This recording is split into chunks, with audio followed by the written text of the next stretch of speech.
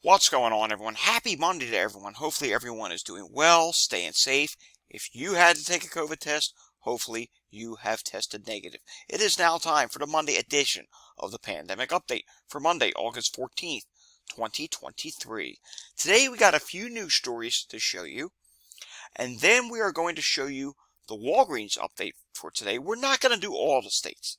We're going to do some of the states today, some of the states tomorrow. I didn't want to do a full Walgreens video. And then after that, we do have some other data to show you as well, including numbers from California, which we have not shown for some time. Alrighty, starting off here. Cam Hayward, who plays for the Pittsburgh Steelers. I believe he's a defensive tackle. Someone correct me down below. I'm not the best with knowing who plays what with football, but Cam Hayward, he missed the first preseason game, and he missed practice yesterday. He is dealing with some sort of an illness. This makes player number 6. I have a list that's ongoing to my website, datareport.info. In the sports health section, this makes player number 6 that has missed some other practice, a preseason game, or something, who has contracted illness non-related to a football injury. So this is the 6th person now. And remember, the regular season has not even started yet for football. All right, moving on to this now. This one really gets to me because this is just totally unacceptable. Luke Bryan battles through illness to entertain crowd at Nashville's Bridgestone Arena. I'm going to show you the thread I did. That's tweet 1. Then we come down to this. I actually had to laugh out loud at this. I mean, it's just, it's silly. I'm going to sound good on some songs and like blank on others, noted Bryan 3 songs into his live set. So apparently this is a head cold. If you actually read the articles, this is a head cold that he has had for 2 weeks now. I don't know if a head cold that's lasted 2 weeks, but prove me wrong in the comment section down below. It's something that has happened. And then there is this. I'm not going to play the volume on this. Dan Abrams was sick on the show on Patrol Friday night, and again on Saturday. He sounded a little bit better on Saturday, I'll give you that, but man, did he sound bad on Friday night. And he was alluding it to, I have laryngitis. Whether that's true or not, I'll let you decide on that. You can add COVID data report. If you search down, you can find my tweet of that. I'll let you decide if that's laryngitis or something else. I mean, for some people, COVID starts out sounding off with a bad voice. So, yes, it can happen. Alrighty, let's take a look at air quality data for today. Then we will get over to the all-important Walgreens update. And you'll see the air quality numbers across the country today, if it ever decides to load up. Here we go. It's not terrible. I would say it's probably worst along the East Coast. And even at that, we're seeing a lot of yellow. Up here in Canada, can't forget our friends in Canada, the northern portion of the Great Lakes, we do have some red there today, and that is of concerning. And remember, or actually no, I shouldn't say remember, this is new. There's been some new fires that have now ignited in Canada, and they have rapidly spread. So we'll have to watch what happens with that. We'll have to watch to see if that causes another wildfire plume to come down from Canada. Hopefully it does not. We're still watching this area of concern in Washington and Oregon, even the mountain regions of California. There are some, slightly unhealthy air quality values there. If you want to learn more about the weather and climate and how air quality affects us, I do have another channel for that, at Climate Data Report. It's down below.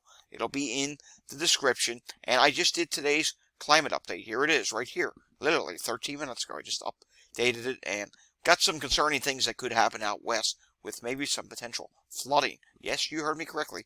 We might be talking about flooding on the west coast. Not good. Alright, Walgreens update for today. Good news, bad news scenario. Bad news is, of course, you see some red on the map. Good news, the positivity nationally did drop ever so slightly. More good news, the number of tests are up. Yeah, this is another week where testing has increased at Walgreens. 43.4% positivity nationally. 44.2% was the prior week's total. That's actually down by almost 1%, down 0.7%. Testing, it went up 3,140 tests versus 2,899. I wish it wouldn't take a COVID surge for testing to go up, but hey, it is what it is. Testing went up. That's something we like to see. We'll see what happens as we head towards the fall and winter months. Maybe it'll go up even higher.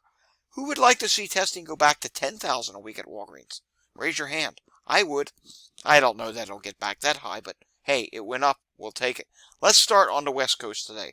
I don't often enough start things on the West Coast. I always start in the East. Let's do the West Coast. Let's be fair. Let's be friendly to the West Coast. Washington's positivity trend. Ooh, well, this is not so friendly. 43.9%. Prior week was 22.9%.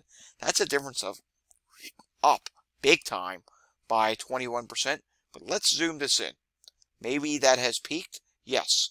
Well, for the time being, it looks like it's going to drop on next week's update. But you know what?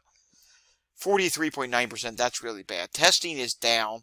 It's 41 versus 48. But again, that's a big rise. That's really not something that we like to see. And I think that's a legitimate rise. Here you go again. Oregon, 33.3%. Prior week was 16.7%. That's a difference of up 16.7%. So the positivity doubled. 27 versus 30 tests. And it does look like it is still continuing to rise here. Yeah. I mean, this is such a small amount of testing. And such a small testing decrease. This, my friends, yeah, it's a legitimate rise. California. Whoa. 54.3% positivity. Prior week was 48.7%. That's a difference of up 5.7%. 276 tests versus 343. Yes, testing's down, but man, that's a really high positivity. You need more people to get tested in California. Nevada, 41.9% this week, 52.4% last week. Difference of down 10.5%. 43 tests versus 42.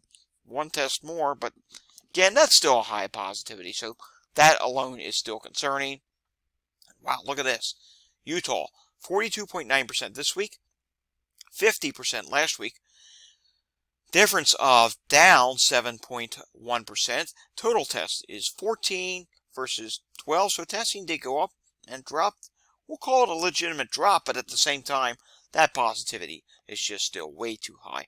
Arizona, speaking of way too high, 46.2% this week, 33.8% last week, 12.4% increase, 65 tests versus 74. Yeah, testing's down. Yes, this is a legitimate rise. I mean, that's just not good to see. New Mexico, what can I say? Wow. 60% positivity, 54.5% the prior week, increased 5.5%, 15 tests versus 11. This is unacceptable. 60% positivity.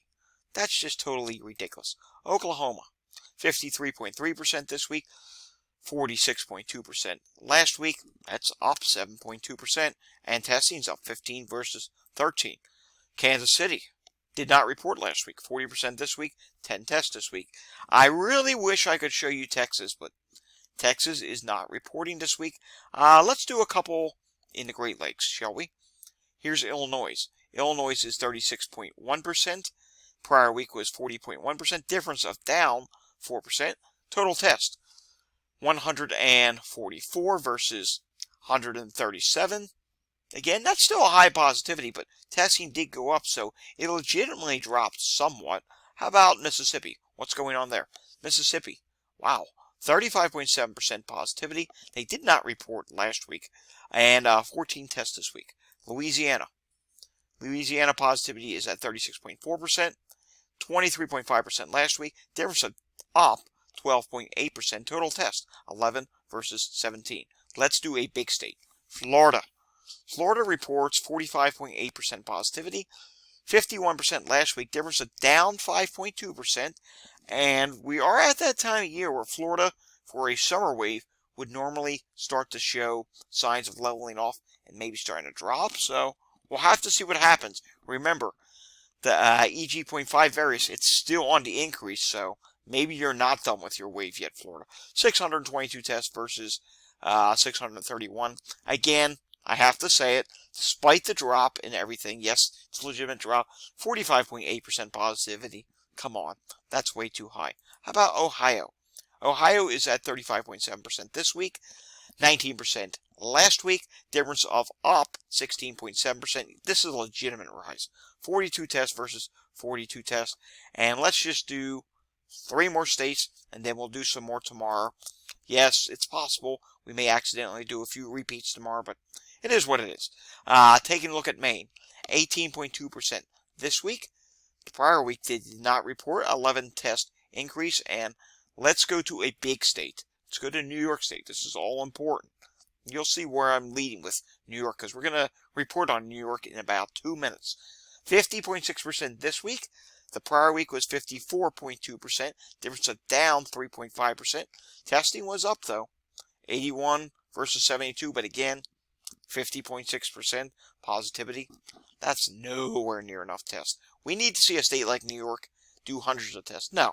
We need to see New York State go over 1,000 tests. I mean, it's just what needs to happen. Let's do one more state. How about we do Massachusetts? Massachusetts is at 25% positivity this week, 23.3% the prior week. Difference of up 1.7%. 32 tests versus 43. There's just not enough testing. So it is because of testing, and also it's a legitimate rise because of the cases rising. Alrighty, moving on. We know BioBots is rising this week. We know wastewater has risen this week. If you want to see more wastewater data, we do have a whole entire video down below where we do some wastewater data, where we did do the wastewater update yesterday. But real quickly, let's take a look at some places out here on the West Coast. Here's one site out in Washington that's dropping at this time. Here's Franklin County, Washington, where it's rising at this time. How about Benton? Benton is dropping at this time. Let's see where else. Jefferson County, slow to moderate, but it is rising at this time. How about Oregon? Here's Lincoln County, Oregon, slightly dropping at this time. As you can see here, the sites in Oregon, again, are not all that concerning. Some of these sites have not updated.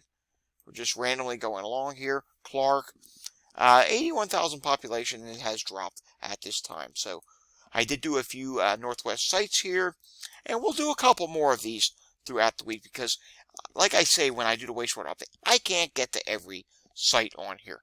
But if we add in a couple through the week, there'll be a new update again Thursday or Friday. I think it's Friday, this updates. If we can add in a couple during the week, that's great. And sometimes we'll do that wastewater scan site as well. As you know, over the last week, let's refresh this just in case it updated. Over the last week, 9,056 hospital admissions. Do I need to show this map? Most of the country is either stable or rising at this point. Very few places are dropping. We don't have anything in COVID history today. We're actually going to skip that segment on some days where we kind of run short on time. EG.5 is the latest variant in control. The other one that I'm really concerned about is FL 1.5.1. We'll get a new variant update on Friday. And a side note, it's not shown on here. I'm hearing some things on Twitter rumbling that there's some new lineages from some older variants that are starting to pop up. Don't really know what that means. So if you ask me down below, have you heard about this or whatnot? I don't know what that means. I don't really get into the lineages. I'm not an expert on that.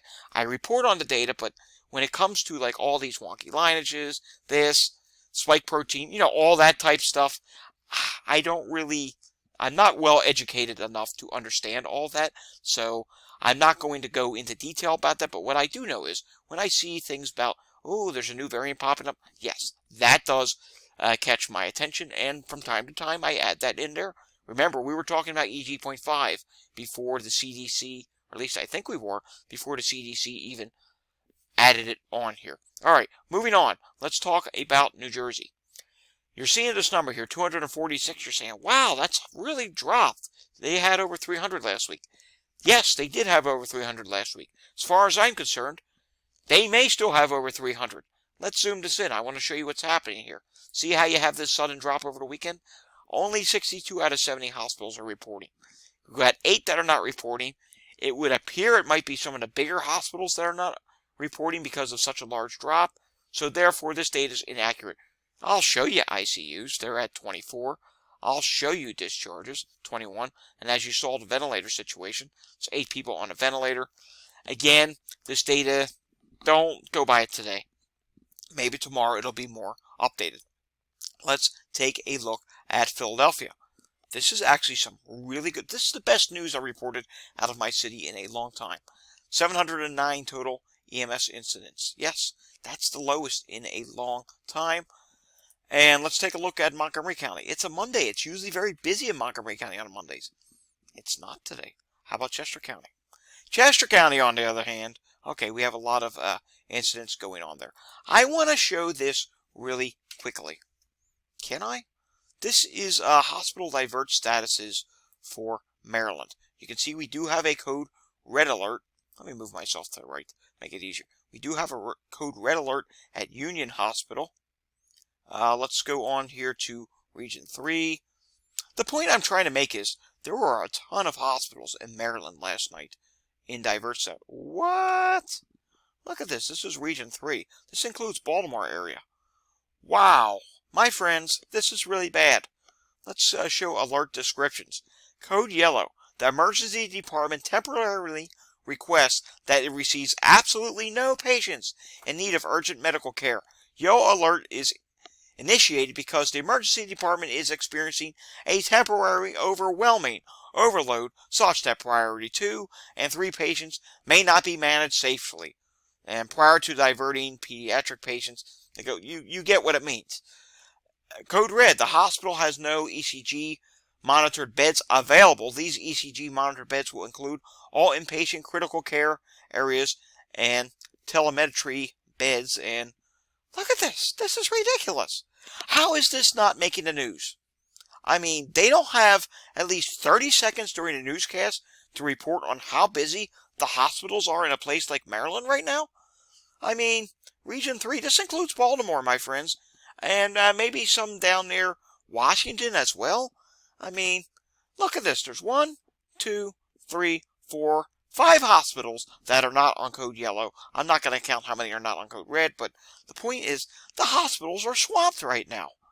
And this doesn't even make the news. No one's the least bit concerned out of what's going on right now. Was it like this before COVID down in Maryland? I don't think it was. Maybe in some rare incidences during the winter months, but hello, it is August 14th. It is not December 14th. It is not January 14th, where hospitals are busier. It is August 14th. This is just ridiculous. Wow. That really gets to me. Sorry for just having an outburst there, but I mean, I think that should be concerning to you as well. There was another region that we didn't look at, but need I show any more of that? All right, New York State, 750 positive cases in the last 24, no, actually not last 24 hours, because remember, they don't really report over the weekend, so I can't say if this is 24 hours or not. They're now up to 14.1% positivity. And the 7-day average is now 13.2%. It's getting a little ridiculous. Tomorrow we will have start the new week. I suspect hospitalizations are going to continue their rise because they did end the week on continuing to rise. 847 people hospitalized, 77 in the ICU. Let's do the capital region first. We want to check out the capital region because we've been noticing a big increase there in everything, and that continues. Look at this. They have no, we don't want to see statewide. We want to see the capital region. Here it is. The capital. Wow. The ICUs are continuing to rise there. 56 people hospitalized, 9 people in the ICU. Let's come down to New York City. New York City did end the week last week. They were dropping ever so slightly, but if you look at the trends, the week prior it did the same thing, so I wouldn't take the face value here. I would say it's probably going to start the week higher again than any point from last week. At least I would assume it would. All right, moving on now. We have to take a look at California. And it says here, hospitalizations, average daily, 1,055 deaths. They have 8 average daily deaths.